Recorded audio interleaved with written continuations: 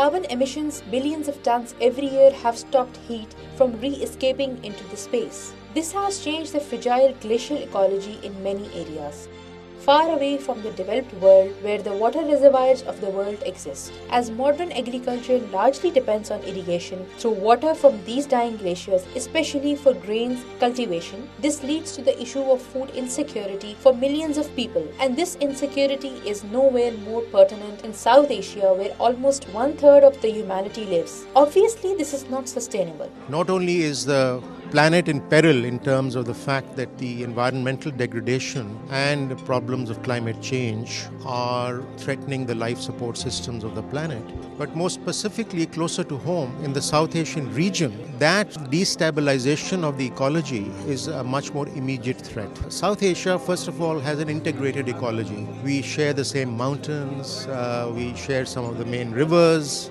we have the same oceans in the south, and then we have the same monsoons that blow across from east to west during the summer. And these monsoons are critically dependent on the snows, the mountains of the north, and the oceans of the south. Since the advent of the industrial age, the concentration of greenhouse gases has increased manifold. These concentrations are likely to rise incrementally now as carbon in different forms is being thrown into the atmosphere at a rapid rate. These emissions as a residue of burnt fossil fuels have registered the biggest ever spike in 2010. The US Department of Energy has confirmed a 6% rise in carbon emission in 2010 over the previous year, which is an increase of 500 million metric tons. In absolute terms, 9.1 billion metric tons of carbon stock was added to the atmosphere in 2010. China, the United States, and India led the way. The top 3 polluters of the atmosphere are net gainers in economic terms. The loss registered to the global atmosphere has been transferred to those countries that have polluted less during the same period. Pakistan is one of those. Heat waves are on the increase.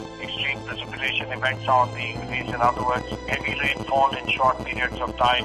We also have impacts on agriculture. Then the melting of the glaciers in the Himalaya Hindu Kush range has serious implications for South Asia. Scientists have warned that this change in the global climate is likely to have adverse effects for global peace. If these anthropogenic gases continue to spill beyond the acceptable levels, the global temperature is likely to rise by more than 2 degrees Celsius over the last few decades. The GCICS report, Climate Change and Agriculture in Pakistan, specifies increase in the frequency of droughts and floods are projected to affect local production negatively, especially in subsistence sectors at low latitudes.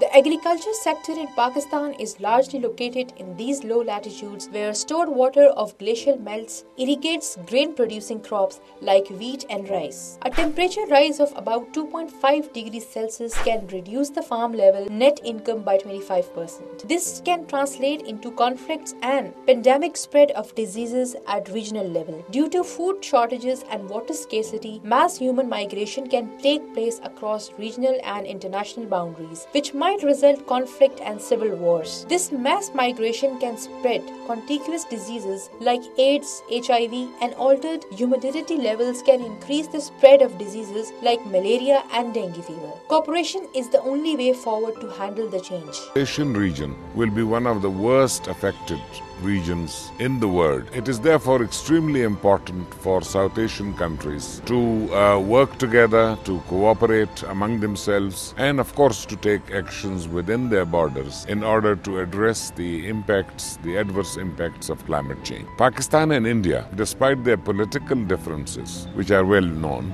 have to recognize that they belong to the same ecosystem, and both India and Pakistan depend to a large extent for irrigation of their arid lands on the rivers which are fed by the glacier melt. Among other things, India and Pakistan can cooperate on better utility of water resources. Transboundary water issues between the 2 largest countries of the region are already threatening peace and stability of the region. Water would be main instrument for cooperation. Water can play a very good role in the process to bring 2 countries together or create more differences between 2 countries. Can also benefit from cooperating in agriculture. Agriculture is a major area in both countries.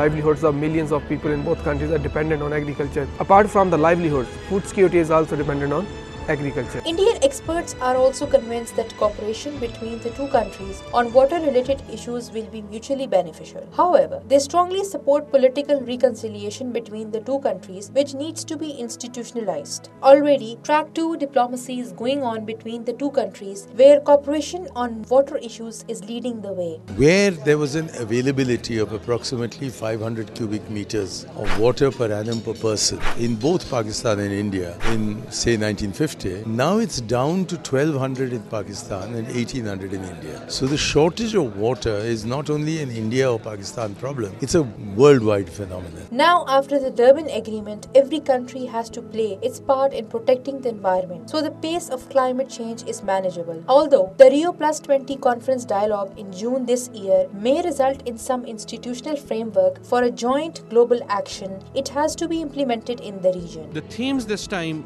in doing that are A, institutional, and 2, green economy. So what can we do to global institutions to refigure things, and what can we do to the economy to make it more focused on development? That, I think, is the gist of what countries like Pakistan need. Pakistan and India can cooperate in 3 different areas. One is on the resources themselves. There are lots of things on which they can cooperate. Energy is a very good example, but water is another good example. Number 2, lessons. We are in difficult situations. We have to learn lessons, and every lesson is useful for everybody else.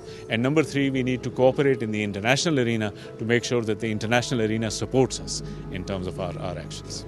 Regional cooperation can improve situation on the ground. Keeping aside the historic differences, the two countries can take joint action for cooperation. Cooperation on climate change can be a good starter, especially if started on commonalities rather than differences.